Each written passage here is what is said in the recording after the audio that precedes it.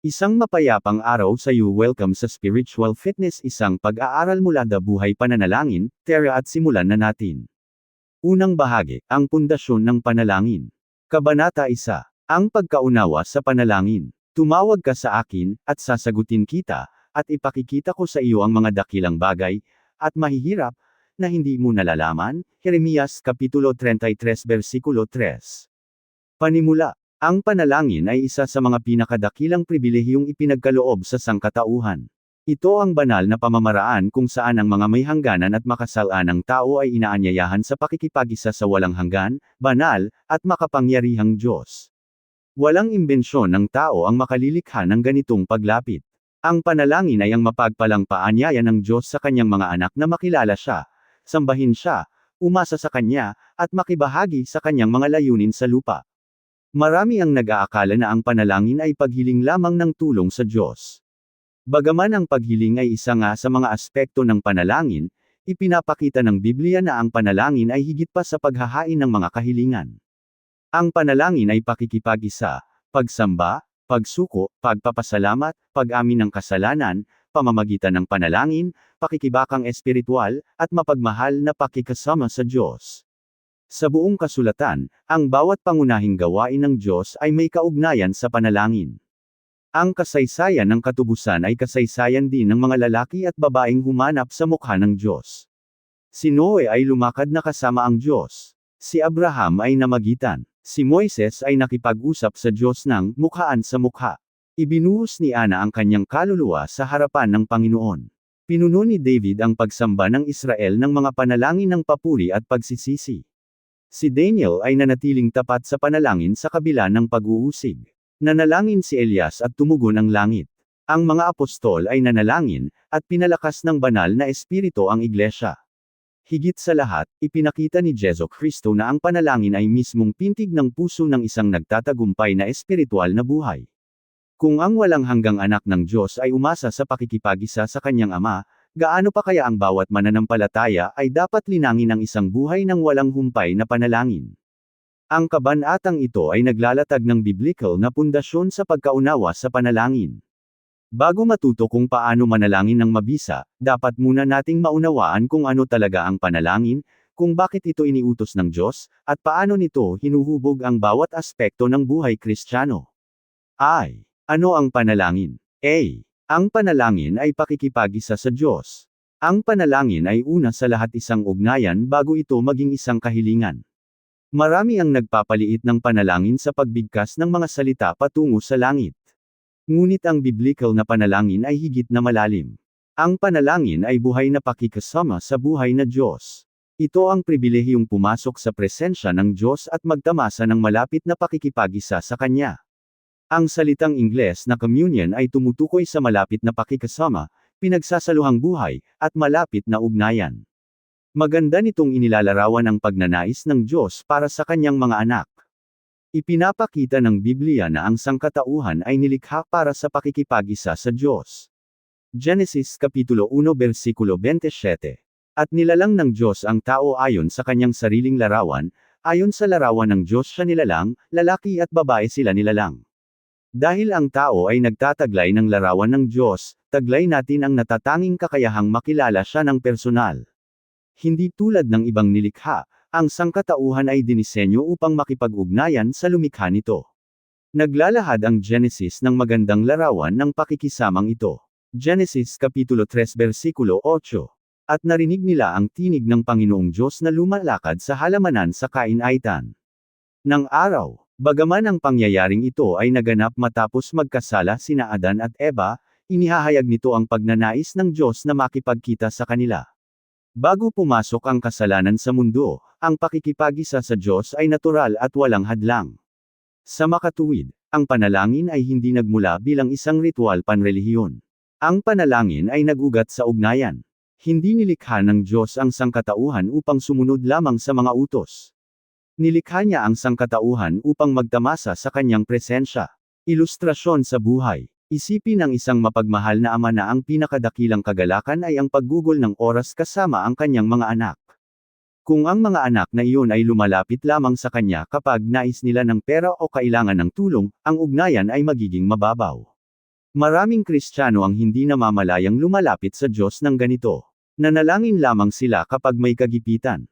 Ngunit ang ating Ama sa Langit ay nalulugod kapag ang kanyang mga anak ay nagnanais lamang ng kanyang presensya. Ang panalangin ay hindi lamang paghingi ng kamay ng Diyos. Ang panalangin ay paghahanap sa puso ng Diyos. B. Ang panalangin ay pakikipag-usap sa Diyos. Ang malusog na ugnayan ay nangangailangan ng komunikasyon. Ang panalangin ay hindi isang panig na pananalita kundi dalawahang pakikipag-usap sa pagitan ng Diyos at ng kanyang bayan. Sa buong kasulatan, nagsasalita ang Diyos, tumutugon ang kanyang bayan, at lumalago ang ugnayan. Ang panalangin ay kinabibilangan ng pakikipag-usap sa Diyos, pakikinig sa Diyos, pagsamba sa Diyos, pag-amin ng kasalanan, pagpapasalamat, paghahanap ng karunungan, pagtanggap ng patnubay. Ang pangunahing paraan ng pagsasalita ng Diyos ngayon ay sa pamamagitan ng kanyang nakasulat na salita na pinapaliwanag ng banal na Espiritu. Sa makatuwid, ang panalangin at ang kasulatan ay laging magkasama. Ang pagbabasa ng Biblia ng walang panalangin ay madalas nagbubunga ng kaalaman na walang pagiging malapit.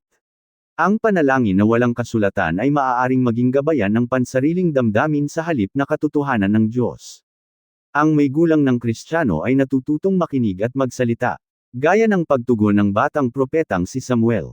Unang Samuel Kapitulo 3 Versikulo 10. Magsalita ka, sapagkat ang iyong lingkod ay nakikinig.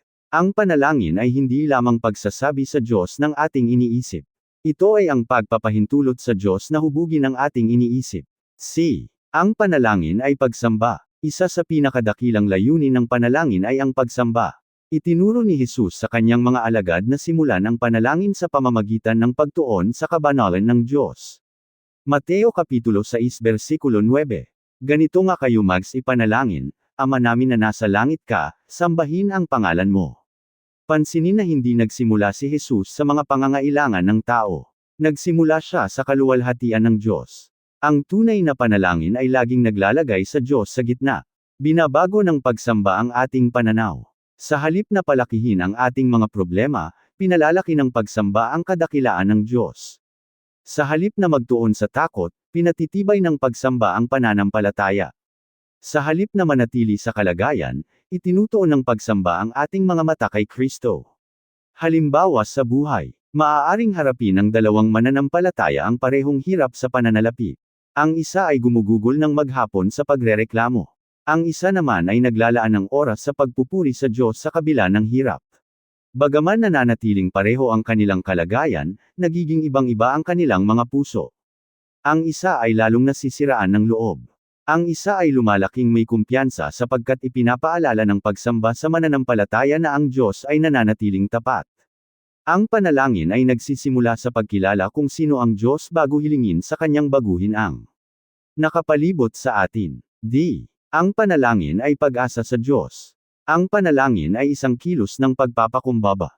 Kailanman tayo ay tapat na nanalangin, kinikilala natin na hindi tayo mabubuhay ng matagumpay kung hiwalay sa Diyos. Ipinahayag ni Jesus. Juan Kapitulo 15 Versikulo 5, KJV. Kung wala ako ay hindi kayo makagagawa ng anuman. Kinikilala ng panalangin ang ating pag-asa sa karunungan ng Diyos sa halip na sa sarili nating pagkaunawa. Marami ang gumagawa muna ng desisyon at saka mananalangin pagkatapos. Ang biblical na karunungan ay nagtuturo ng kabaligtaran. Hinanap muna natin ang Diyos. Pagkatapos ay kumilos tayo ayon sa kanyang direksyon. Ipinapahayag ng panalangin, Panginoon, kailangan ko ang iyong karunungan. Kailangan ko ang iyong lakas. Kailangan ko ang iyong biyaya. Kailangan ko ang iyong patnubay.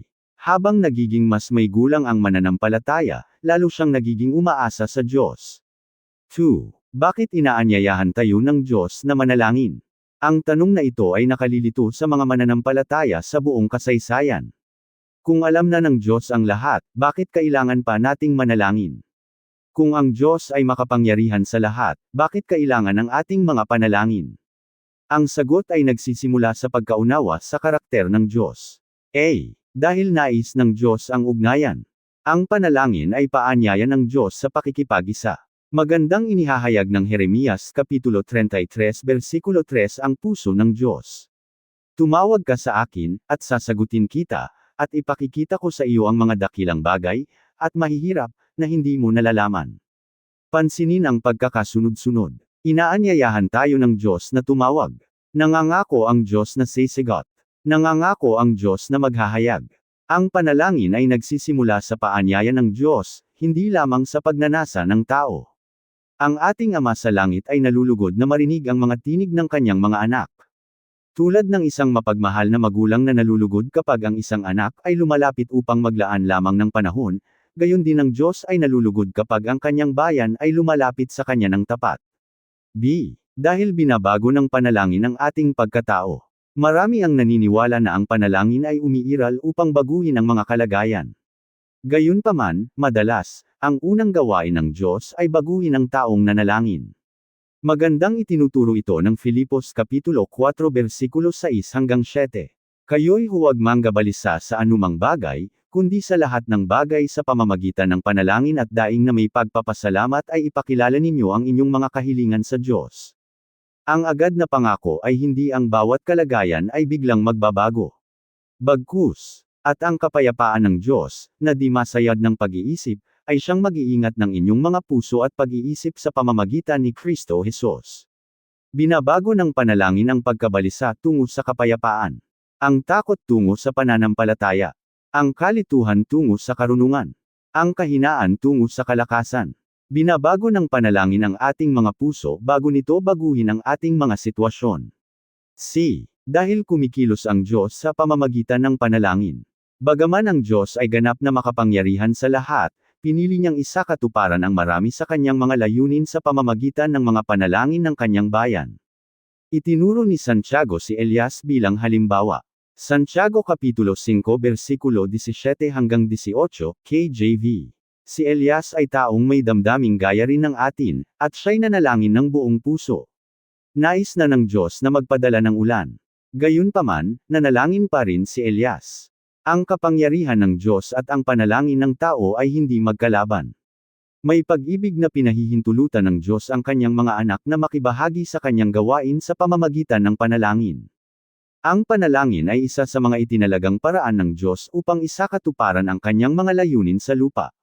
Nang maitatag na kung ano ang panalangin at kung bakit inaanyayahan tayo ng Diyos na manalangin, ang susunod na bahagi ng kabanatang ito ay tatalakay sa biblikal na pundasyon ng panalangin ng mas malalim, kabilang ang panalangin bilang pakikasama, pakikipagtulungan sa Diyos, ang pribilehiyong lumapit sa trono ng Diyos sa pamamagitan ni Kristo, ang pag-unlad ng panalangin sa lumang at bagong tipan, mga praktikal na aplikasyon sa buhay, mga tanong para sa pagninilay, at buod ng kabanata. Amen. Maraming salamat sa pakikinig. Ako si Pastor Jeff Flores, nagsasabing sa Diyos ang lahat ng papuri.